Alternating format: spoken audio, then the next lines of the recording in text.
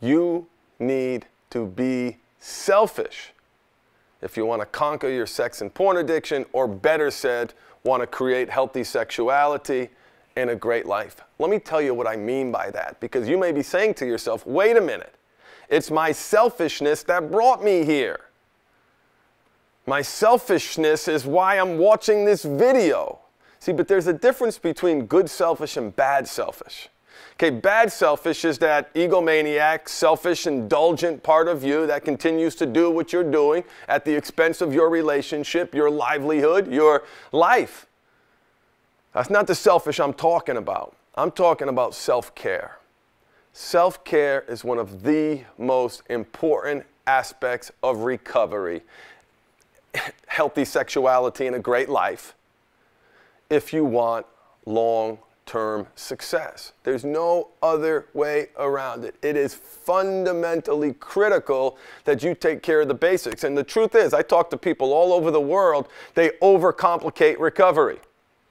They overcomplicate it because one thing that they're not doing is focusing on the basics. And what are the basics? In our program, in the Mindful Habit System, we call them the Fundamental 5. These are the things that you must do under any circumstance, no matter what. No matter what. No matter what. Remember, to break a habit, you have to make a habit. These are the habits that you need to make. You must eat well. Duh. Back east, we used to say when someone said something obvious, we'd go, duh. This is the duh list. These are the things that are so basic and so fundamental that so often get overlooked. I don't care if you're the CEO of a Fortune 100 company, you're a famous actor, you're a professional athlete. I don't care who you are. The chances are if you've lost yourself in compulsive sexual behavior, you're not taking care of the fundamentals. That is true for the overwhelming majority of my clients. You got to eat well. Guess what? You got to sleep well. You got to hydrate. I love this hydration piece because there's a number of guys that I've worked with who found that by hydrating, that hydration was in fact what we call a super keystone habit. And a keystone habit is a habit that when performed increases the likelihood that other habits will be executed upon as well. So, but in this case, it's a super keystone habit. That means it has a huge impact on other habits in terms of will or will they not be executed upon. And so many guys have found that hydration is their super keystone habit. When they hydrate, other things fall into place. And when they look at their addictive patterns, they realize that that's one of the first things to go. They stop paying attention to their hydration of their body. They stop paying attention to their food. They stop paying attention to their sleep. Something falls off before the acting out behavior starts. What if you just define that circle and focused on those things and never let those things go? Well, then you're never going to get to that negative place.